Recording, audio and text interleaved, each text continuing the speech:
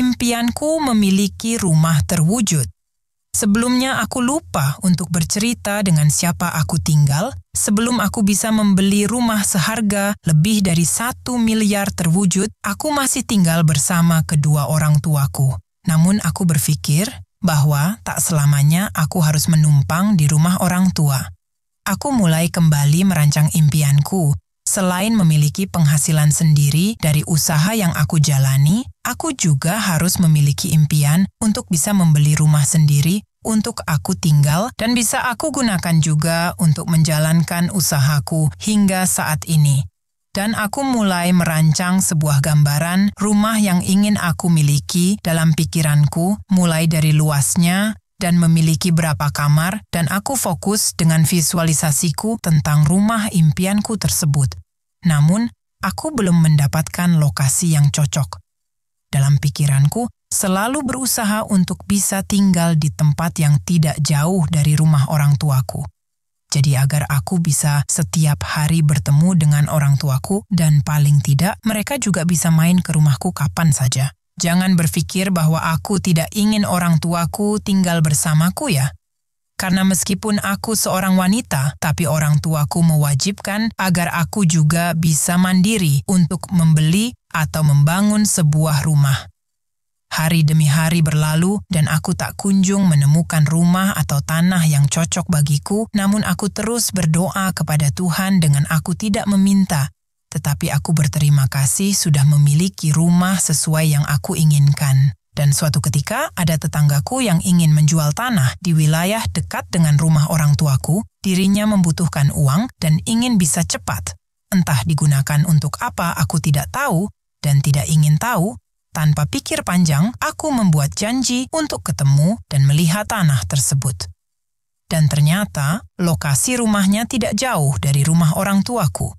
Dan aku merasa ini adalah petunjuk Tuhan yang diberikan kepadaku. Akhirnya kami melakukan negosiasi dan terjadi kesepakatan harga. Dan tak lama dari itu kami melakukan transaksi jual beli. Tetapi aku tidak langsung menempati rumah tersebut.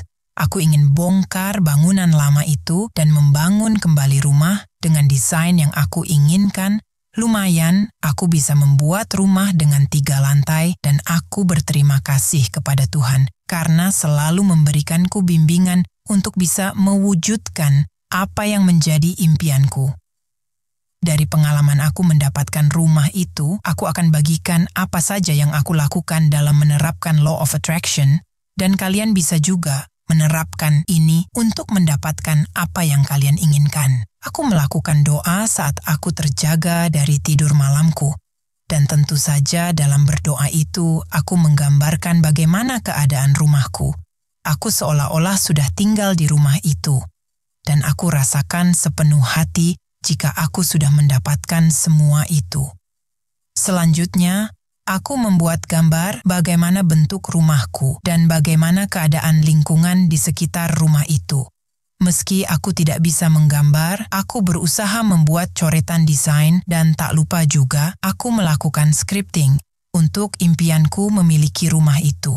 Dan untuk membangun rumah tersebut sebelumnya, aku merasa apakah uangku cukup saat itu. Namun aku kembali berserah diri kepada Tuhan untuk memohon bimbingannya dengan caraku, yaitu aku bersyukur terlebih dahulu. Lalu papaku memperkenalkan temannya yang memang seorang arsitek. Aku berikan coretan gambarku saat melakukan scripting.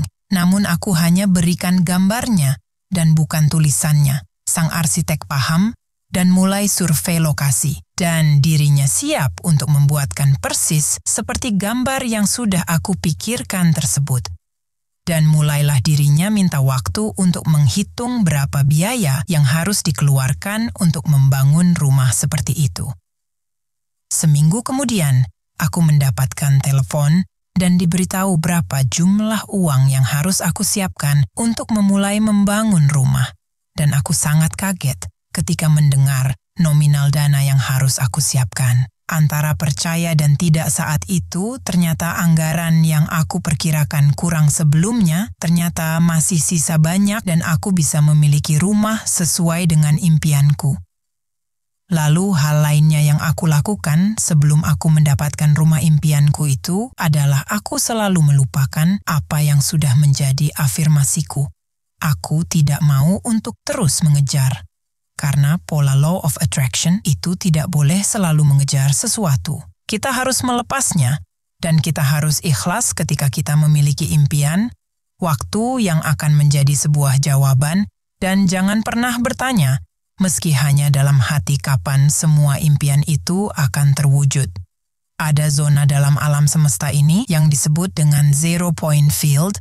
Aku akan bagikan sedikit tentang hal itu, tapi aku minta dengan sangat kepada kalian, bagikan video ini kepada siapa saja agar banyak orang yang bisa terbantu supaya bisa mewujudkan impiannya. Dalam kehidupan ini, ada banyak sekali partikel kecil yang tidak terlihat, dan ada sebuah ruang hampa yang itu adalah zona di mana kita bisa menarik segala sesuatu dan bisa menjadikan itu semua menjadi sebuah realita. Zero point field adalah fase di mana kita sudah melepaskan segala keinginan yang sebelumnya kita selalu mengejarnya, dan ketika kita mengejarnya dengan rasa memaksa, maka semua itu akan menjauh dari hidup kita. Lakukan pelepasan dan jadikan itu semua tidak ada lagi. Meski ada waktu khusus, kita akan melakukan afirmasi untuk tujuan tersebut. Mungkin kalian bingung dengan kata zero point field. Oke, baiklah. Aku akan rubah menjadi titik ikhlas. Ketika kalian ikhlas dengan apa yang menjadi keinginan kalian, hal yang tadinya menjauh, kini justru malah mendekat. Dan ingat, ketika kita berdoa, jangan meminta atau bahkan memaksa Tuhan. Rasakan saja semua itu kita sudah memilikinya.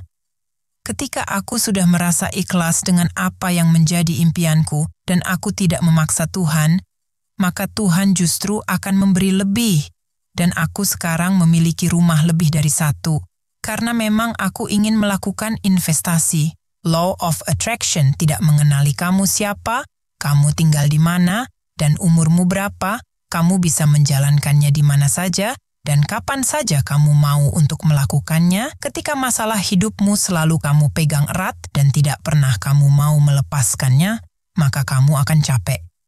Kamu tak perlu memikirkan cara, karena dengan kamu bisa mencapai titik ikhlas itu, maka Tuhan akan mencarikan jalan untukmu, atau bahkan dengan senang hati Tuhan akan mengirimnya untukmu dan kamu tidak perlu khawatir lagi. Kamu bisa menjalankan rutinitasmu seperti biasanya, dan kamu hanya meluangkan waktu sedikit untuk menciptakan impianmu dalam pikiran, agar universe menyesuaikan dirinya untuk mengirimnya menjadi kenyataan dalam hidupmu.